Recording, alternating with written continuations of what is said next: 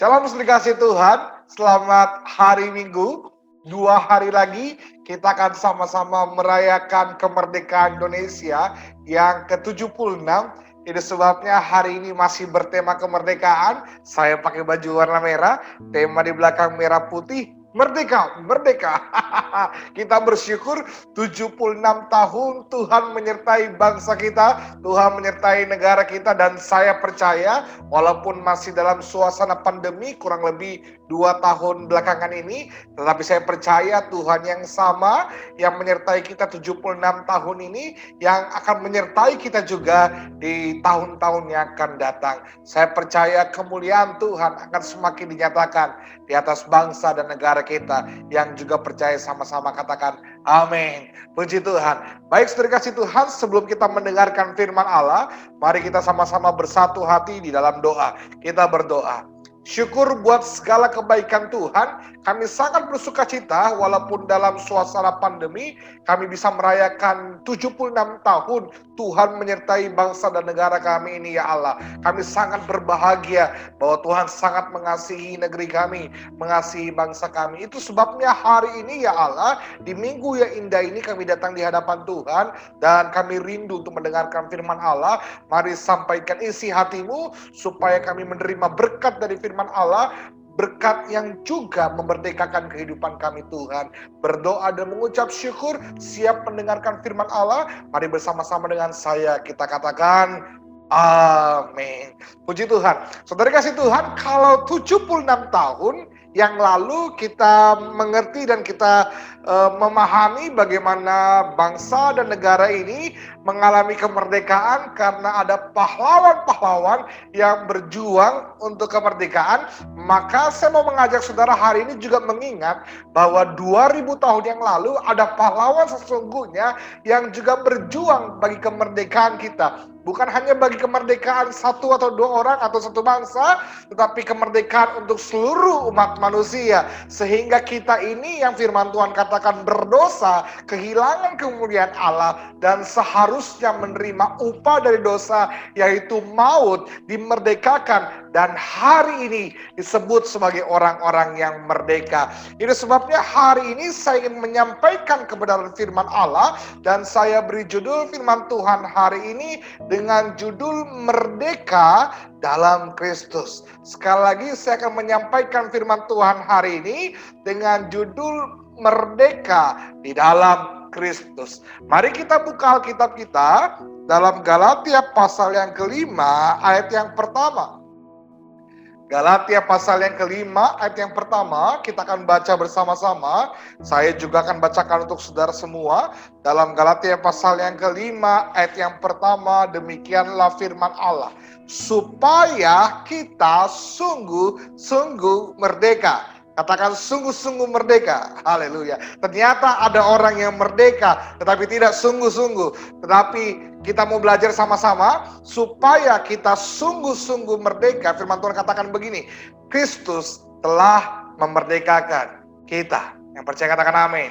Karena itu berdirilah teguh dan jangan mau lagi dikenakan kuk perhambaan. Saudara, kalau kita mau jujur, kita melihat bangsa dan negara ini 76 tahun Tuhan menyertai bangsa ini dengan status sebagai bangsa yang merdeka. Tapi kalau kita boleh jujur, kita lihat-lihat kembali, ternyata bangsa dan negara ini walaupun menyandang status sebagai bangsa yang merdeka, tetapi masih rupa-rupanya ada banyak sekali ya rakyat kita, ya rakyat dari bangsa ini yang masih dijajah oleh berbagai hal. Bangsa ini rupa-rupanya masih dijajah oleh kemiskinan.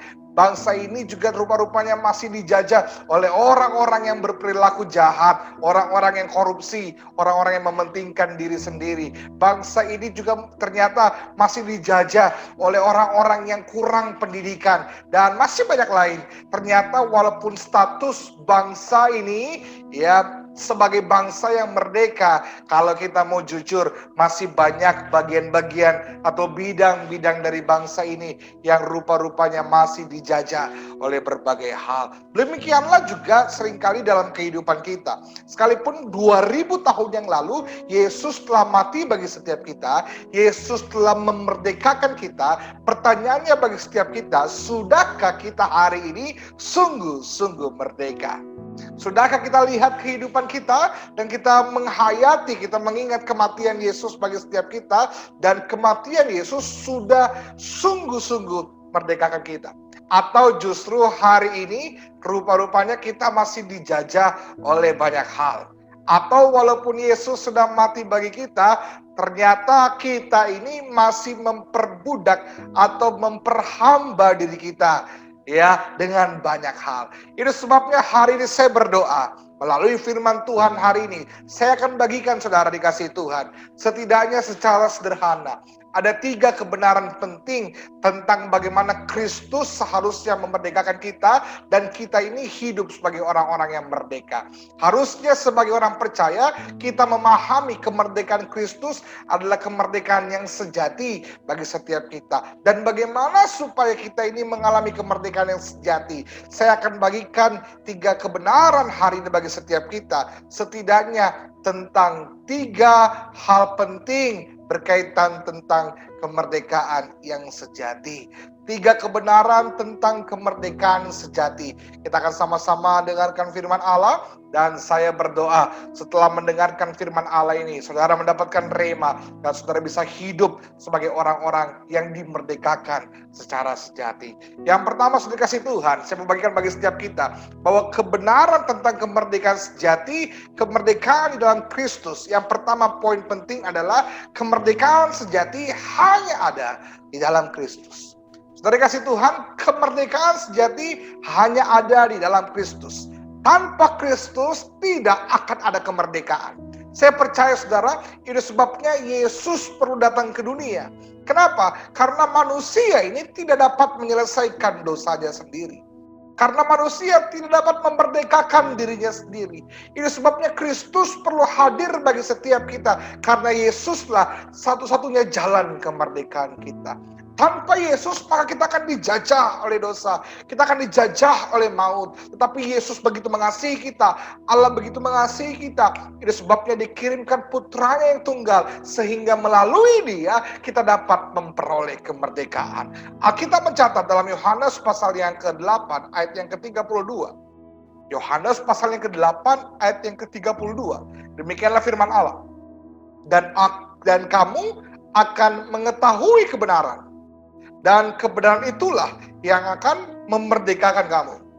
Ya, firman Tuhan mencatat tentang kamu akan mengetahui kebenaran dan kebenaran itulah yang akan memerdekakan kamu. Di ayat yang ke-36, apa yang disebut dengan kebenaran itu?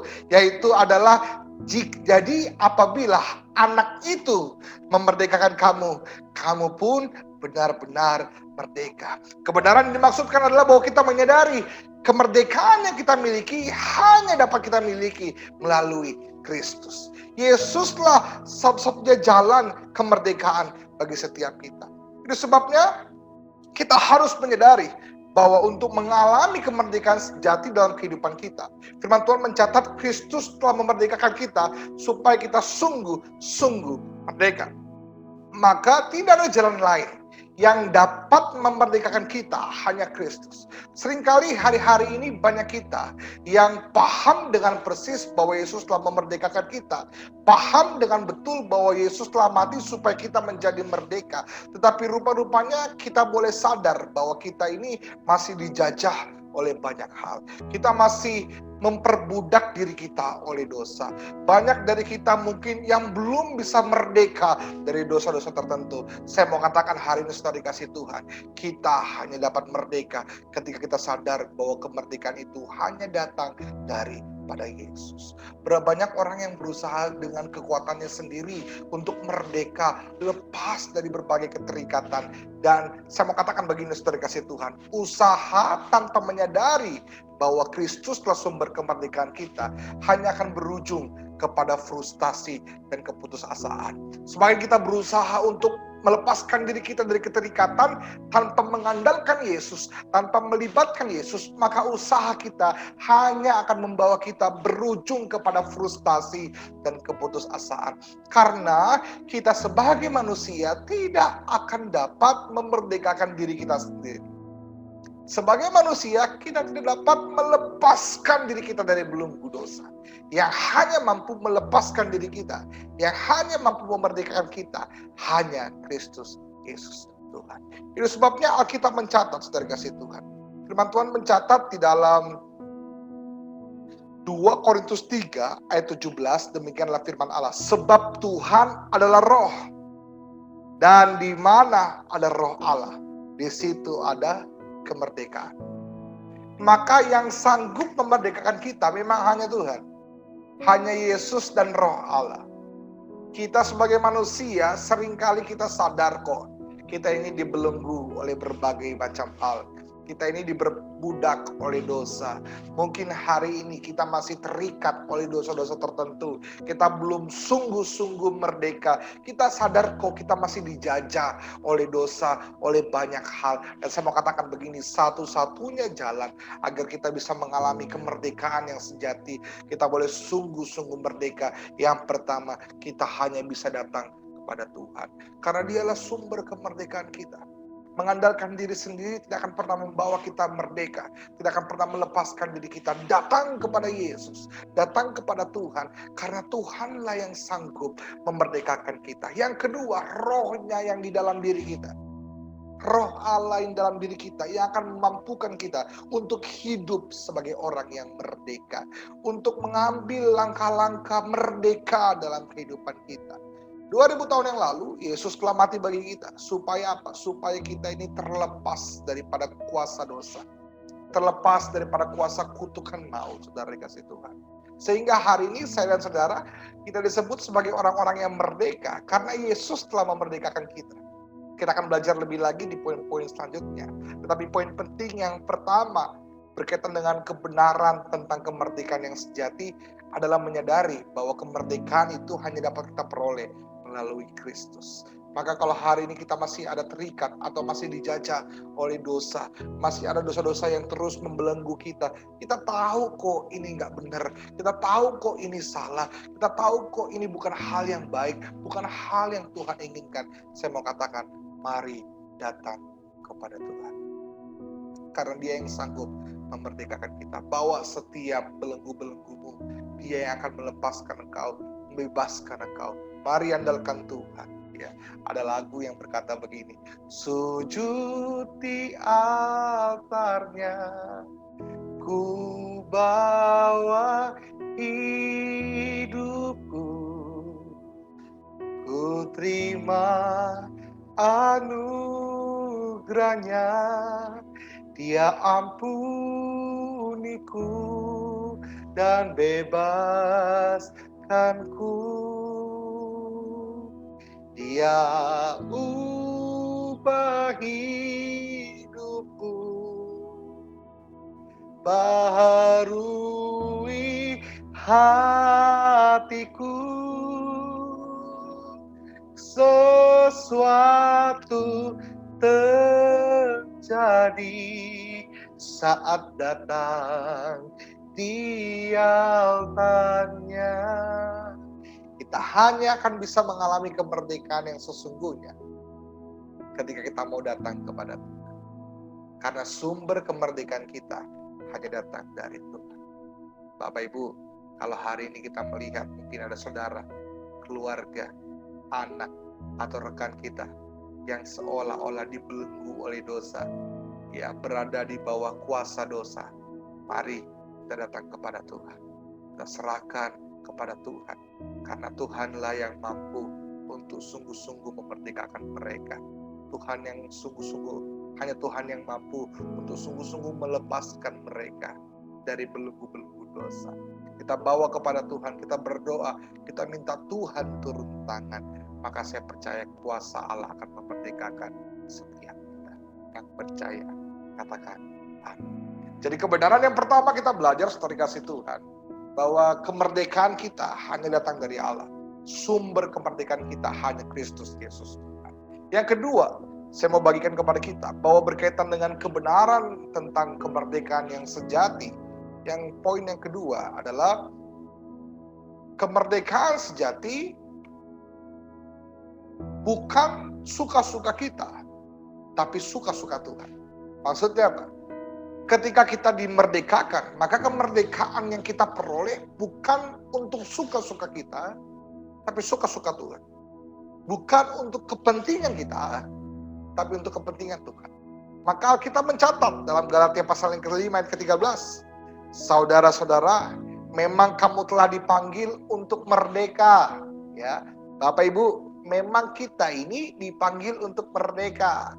Tetapi janganlah kamu mempergunakan kemerdekaan itu sebagai kesempatan untuk hidup dalam dosa. Dimerdekakan bukan berarti bebas ngapain aja. Katakan amin. Dimerdekakan bukan berarti kita suka-suka kita. Katakan amin. Yesus mati untuk kita 2000 tahun yang lalu, bukan supaya hari ini kita bebas ngelakuin apa saja. Firman Tuhan katakan begini, tapi janganlah kamu menggunakan kemerdekaan itu sebagai kesempatan untuk kehidupan dalam dosa. Melainkan apa? Layanilah seorang akan yang lain oleh kasih. Dimerdekakan bukan berarti bebas ngapain saja. Dimerdekakan supaya apa? Supaya kita punya kesempatan untuk menyenangkan hati Tuhan. Kenapa saudara? Karena ini yang saya mau bagikan. Alkitab mencatat. Roma 6 ayat 17-18. Firman Tuhan mencatat begini. Tapi syukurlah kepada Allah. Dahulu memang kamu hamba dosa. Tetapi sekarang kamu dengan segenap hati telah menaati pengajaran yang telah kuteruskan kepadamu. Kamu telah dimerdekakan dari dosa dan menjadi hamba kebenaran. Jadi saudara kasih Tuhan, sebelum Yesus lahir di dunia dan mati bagi setiap kita, sebelum Yesus memerdekakan kita, setiap kita ini adalah hamba dosa. Dan kita tidak bisa melakukan hal yang lain selain daripada dosa. Kita hanya bisa hidup untuk dosa. Itu sebabnya Yesus menebus kita, Yesus mati bagi setiap kita, Yesus memerdekakan kita supaya setelah Yesus memerdekakan kita, kita punya hak untuk tidak hidup bagi dosa dan mulai hidup bagi Allah. Sebelum Kristus memerdekakan kita nggak punya pilihan. Pilihan kita hanya hidup bagi dosa. Tapi Yesus memerdekakan kita supaya kita punya hak untuk hidup bagi kemuliaan-Nya. Itu sebabnya Kristus memerdekakan kita bukan demi kita, tetapi untuk Dia. Bukan untuk kita, tapi untuk dirinya. Supaya kita tidak hidup untuk diri kita sendiri, kata Paulus, tetapi kita hidup baginya. Waktu dulu sebelum kita merdeka, kita nggak punya pilihan. Kita cuma bisa melakukan dosa. Kita nggak bisa menyenangkan hati Tuhan. Tetapi setelah Kristus memerdekakan kita, hari ini kita punya kesempatan. Kita punya privilege, kita punya hak untuk menyenangkan hati Tuhan. Saya pernah ditanya oleh seorang remaja, saudara, kasih Tuhan, remaja ini bilang begini, Kak Peter, ya teman-teman saya suka bilang, jadi Kristen itu nggak enak. Loh, saya tanya kenapa jadi Kristen nggak enak? Kemudian remaja ini bilang begini, Bapak Ibu. Iya, soalnya orang Kristen itu nggak boleh ini, nggak boleh itu, ya katakanlah. Orang Kristen itu nggak boleh ngerokok. Orang Kristen itu nggak boleh bohong. Orang Kristen itu nggak boleh jahat. Orang Kristen itu nggak boleh ke tempat-tempat dugem. Seperti itu. Ya, jadi orang Kristen itu nggak enak karena nggak bebas. Waduh, saya minta Tuhan kasih saya hikmat untuk menjelaskan sesuatu yang kau inginkan kepada remaja ini. Maka saya berusaha menjawab, saudaraku, dan saya setelah menjawab itu saya merenungkan kembali. Luar biasa Tuhan memberikan hikmat bagaimana saya menjelaskan. Saya bilang begini sama anak remaja itu, ya. Jadi orang Kristen bukan berarti kita nggak boleh ngerokok, bukan berarti kita nggak boleh dugem, bukan berarti kita nggak boleh minum minuman keras. Jadi orang Kristen kita bisa saja untuk merokok, bisa saja untuk minum minuman minuman keras, bisa saja untuk dugem. Tetapi kita punya hak, kita punya pilihan untuk tidak melakukan itu. Jadi orang Kristen itu bisa, maksudnya bukan boleh ya, bisa saja merokok, bisa saja minuman keras, bisa saja melakukan hal-hal yang jahat. Tapi kita ini memilih untuk tidak melakukan itu. Kenapa? Karena kita menghargai Yesus yang telah memerdekakan kita, yang telah membebaskan kita. Jadi orang Kristen itu punya pilihan.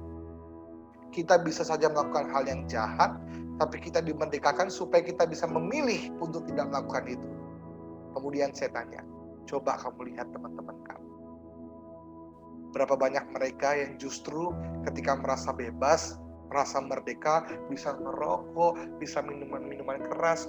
Justru rokok dan minuman-minuman keras itu yang mengikat mereka, yang memenjarakan mereka, yang menjajah mereka.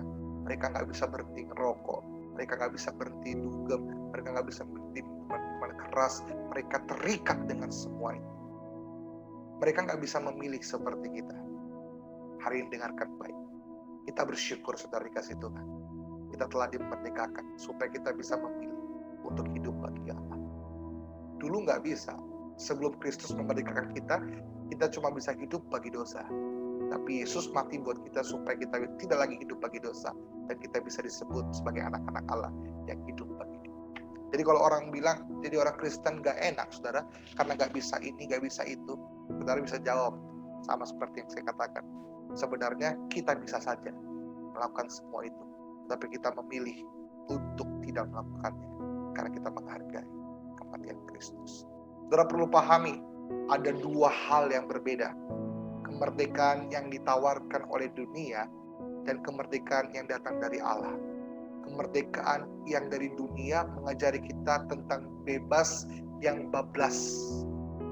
Tapi kemerdekaan dari Allah membawa kita semakin mengasihi Tuhan dan semakin hidup bagi kemuliaan. Hati-hati, kemerdekaan bagi dunia seolah-olah bebas, seolah-olah lepas. Tapi justru kebebasan itu yang bersifat bablas yang kemudian mengikat mereka. Sehingga hati mereka terikat oleh dunia. Mereka nggak bisa lepas dari keterikatan. Tapi bersyukurlah kita, karena kita dimerdekakan dari Allah. Sehingga kita punya pilihan untuk menyenangkan hati Tuhan. Itu sebabnya poin yang kedua. Kemerdekaan sejati bukan tentang kita, tapi tentang Allah. Kemerdekaan sejati bukan suka-suka kita, tapi suka-suka Tuhan. Ya, ada lagunya suka-sukamu Tuhan, suka-sukamu Tuhan, suka-sukamu Tuhan, suka-sukamu Tuhan. Kita harusnya bersyukur saudara, kita harusnya bergembira, karena ketika Kristus telah menebus kita, kita bisa mengikuti kehendaknya. Kita punya hak ya untuk hidup bagi Dia, untuk hidup menyenangkan Tuhan, untuk hidup mengikuti kehendak. Ya, saya ingat sekali saudara dikasih Tuhan tentang kisah Sadrak, Mesak, dan Abednego. Kalau dia nggak menyembah patung, mereka harus menghadapi dapur perapian. Saat itu, ya mereka waktu masuk di dapur perapian, apa yang mereka lakukan? Mereka sedang membela hak. Hak untuk apa? Hak untuk menyembah Tuhan. Hak untuk apa? Hak untuk memuliakan Tuhan. Hak untuk apa? Hak untuk nggak hidup bagi dunia.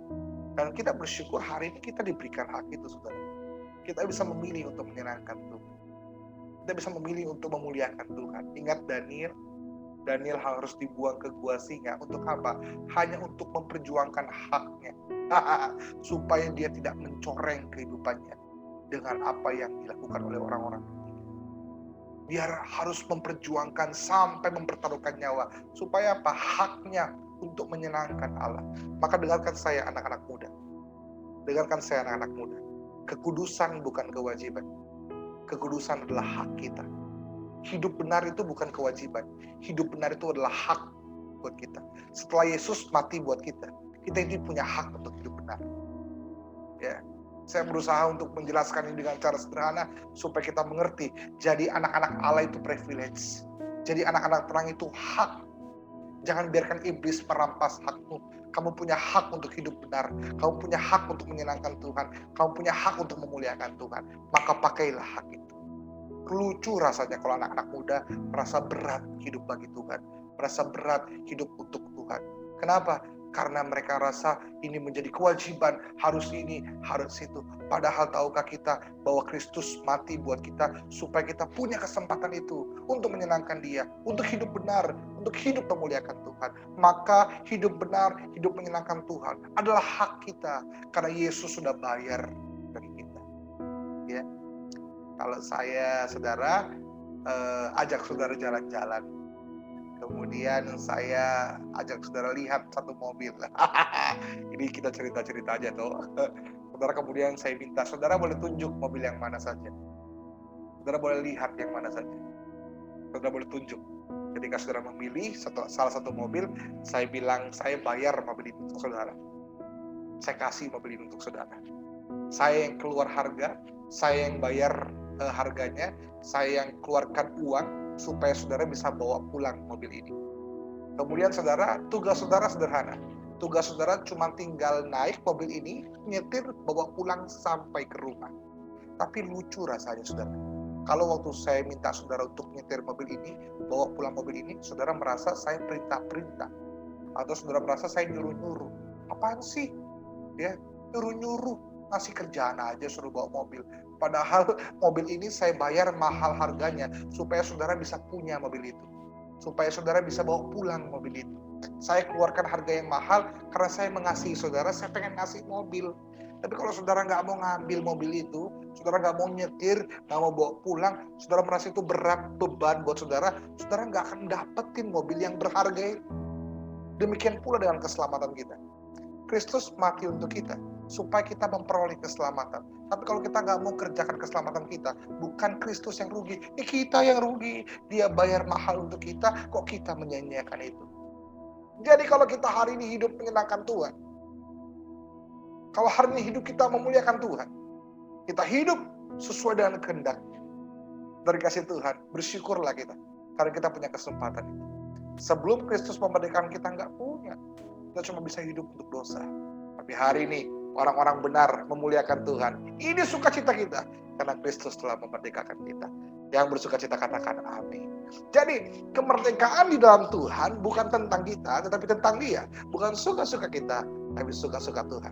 Maka firman Tuhan mencatat dari kasih Tuhan di dalam Alkitab, ya.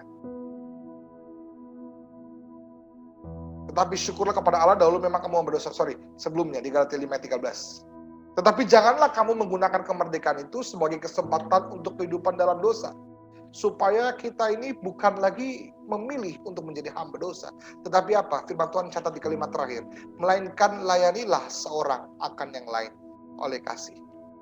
Kemerdekaan dari Allah selalu membawa kita untuk mengerjakan kehendaknya. Mengerjakan perintahnya.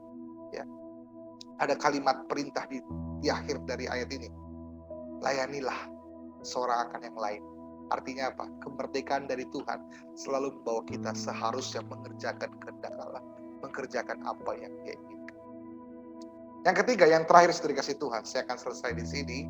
Kalau yang pertama, 3 kebenaran tentang kemerdekaan sejati. Yang pertama, kemerdekaan sejati hanya ada dalam Kristus, datang dari Dia dan oleh Dia. Kita hanya dapat merdeka ketika kita menerima kemerdekaan itu dari Tuhan. Hanya Yesus dan Roh Allah yang sanggup memerdekakan kita. Jangan berusaha sendiri. Andalkanlah Allah. Datang kepada Tuhan. Bawa setiap belenggumu, bawa setiap pergumulanmu, bawa setiap dosa yang menjajahmu. Datang kepada Tuhan. Minta Roh Allah memampukan engkau untuk merdeka dari setiap belenggu dosa. Yang kedua, kemerdekaan sejati bukan tentang suka-suka kita, tapi tentang suka-suka Tuhan. Kita dimerdekakan supaya kita tidak hidup untuk dosa, tapi hidup bagi Allah. Dulu nggak bisa, tapi karena Yesus mati buat kita, kita punya hak untuk hidup benar. Kita punya hak untuk hidup menyenangkan hati Tuhan. Yang ketiga, setelah dikasih Tuhan, yang terakhir, saya akan bagikan ini. Kemerdekaan sejati bukan tentang status, tapi tentang gaya hidup. Status kita boleh merdeka, tetapi hidup sebagai orang-orang merdeka adalah keputusan. Saya ulang sekali lagi. status kita boleh merdeka, tapi untuk hidup sebagai orang-orang yang merdeka, itu adalah keputusan. Banyak orang, saudara, dikasih Tuhan, diberi kesempatan untuk hidup sebagai orang-orang yang merdeka. Tetapi justru mereka yang memperbudak diri sendiri, memberi diri mereka untuk diperhamba, untuk diperbudak. Yesus bayar mahal supaya kita menjadi orang yang merdeka. Tapi berapa banyak kita justru yang kembali memperbudak diri kita, memperhamba diri kita dengan dosa-dosa, dengan belenggu dosa. Galatia 5 ayat 1, firman Tuhan mencatat begini tadi di di ayat yang pertama. Supaya kita sungguh-sungguh merdeka. Kristus telah memerdekakan kita. Karena itu berdirilah teguh dan please, ya, saya ingat sekali ada anak sekolah minggu di gereja, ya kalau mau minta apa-apa, bapaknya selalu ngajarin. Bilangnya gimana? Please. Mintanya gimana? Please. Jadi kayak pengen banget minta sesuatu, selalu diajarin gimana caranya kalau mau minta, please. Nah, ini sama juga, saudara. Berdirilah teguh dan please jangan mau lagi dikenakan kuk penghambaan. Tolong dong, Kristus telah mati bagi kita supaya kita sungguh-sungguh merdeka. Karena itu jangan mau lagi dikenakan kuk perhambaan. Kalau dalam terjemahan lainnya, saudara, saya suka sekali. Dalam terjemahan lainnya dikatakan begini, kita sekarang bebas. Saya dan saudara, kita bebas. Karena apa? Kristus sudah membebaskan kita. Sebab itu ada kata yang luar biasa. Pertahankanlah kebebasanmu. Ada tanggung jawab untuk kita memperjuangkan kemerdekaan yang Tuhan berikan. Ya, Indonesia merdeka 76 tahun yang lalu supaya bangsa ini bisa mengembangkan diri sampai hari ini. Tetapi untuk hidup sebagai orang-orang yang merdeka, itu pilihan. Itu tugas kita untuk mengerjakan. Sebab itu pertahankanlah kebebasan. Saya berdoa supaya negara ini terus memperjuangkan kemerdekaannya dan tidak memperbudak, memperhamba bangsa ini dengan kebodohan, dengan hal-hal yang justru membawa bangsa ini semakin mengalami hal-hal yang buruk. Demikian pula dalam kehidupan kita.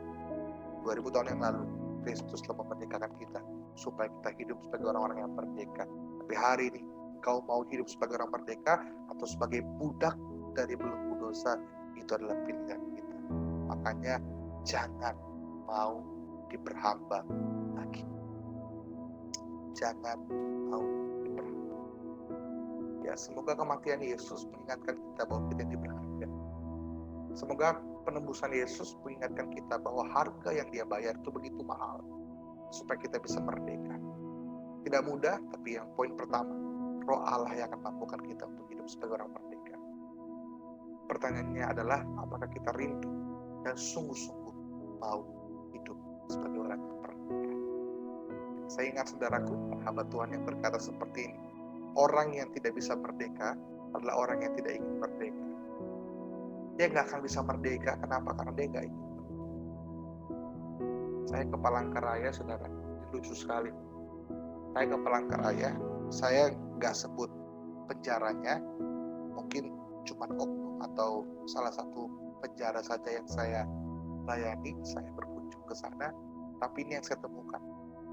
Di penjara itu ternyata ada banyak orang yang dia udah nggak ngerti kalau dia hidup normal mesti ngapain, karena dia gak kerja, dia susah bahkan buat makan.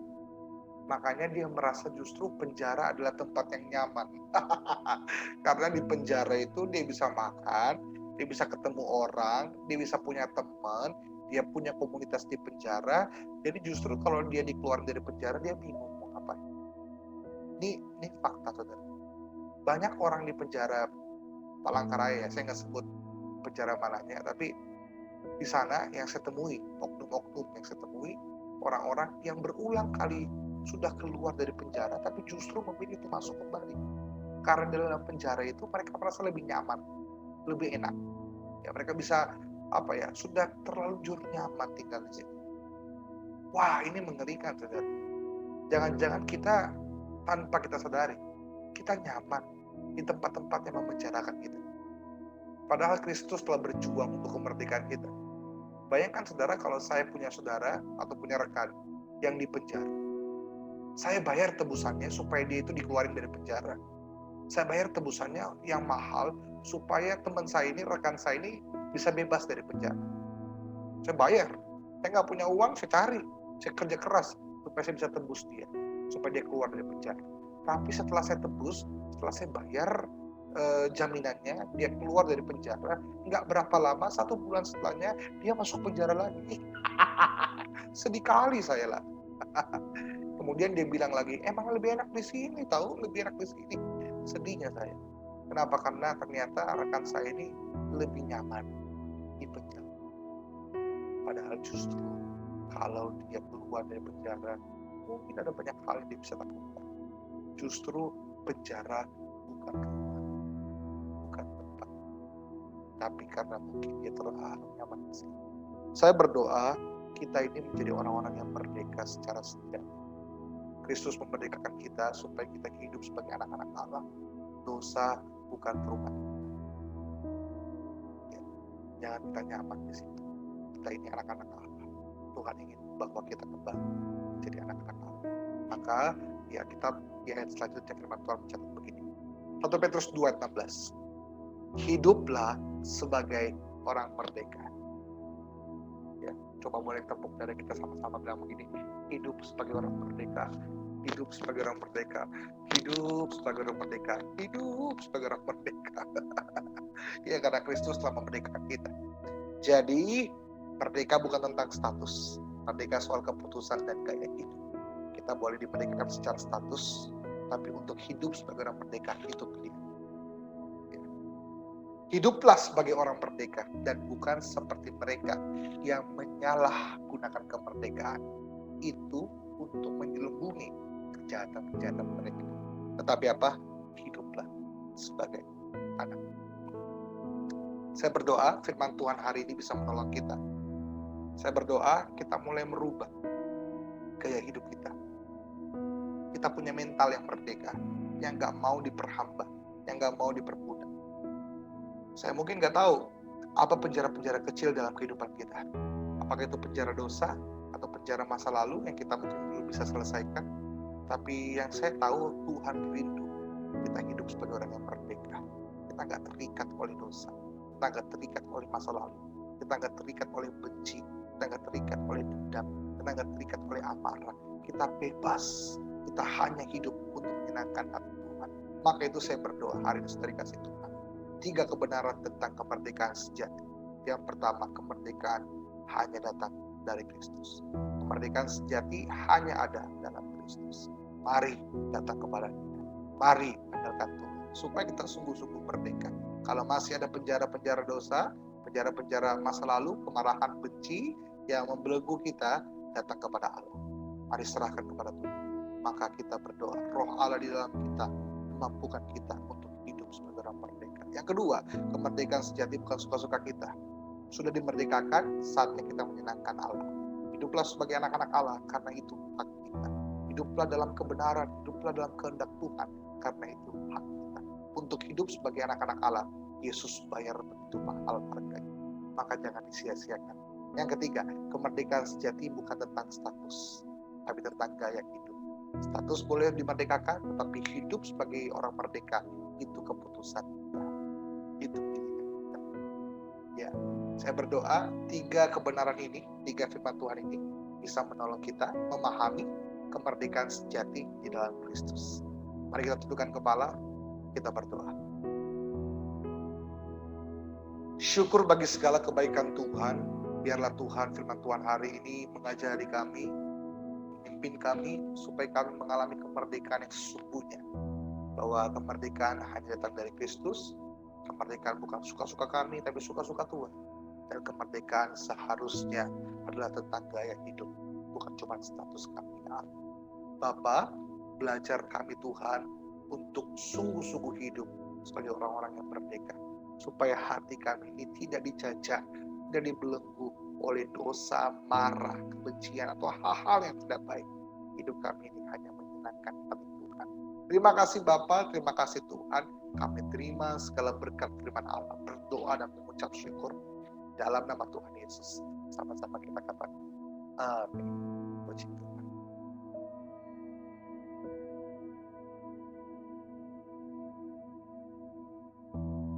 Kasih Tuhan, kita akan akhiri ibadah kita pada hari ini, di minggu yang indah ini. Saudara, mari kita terus berdoa supaya keadaan di Makassar khususnya boleh segera membaik. Saya rindu sekali saudara, kita bisa ibadah onsite ya, bisa bertatap muka, bisa berjumpa. Saya rindu sekali bisa berfellowship bersama dengan saudara. Sebabnya kita berdoa supaya keadaan terus membaik.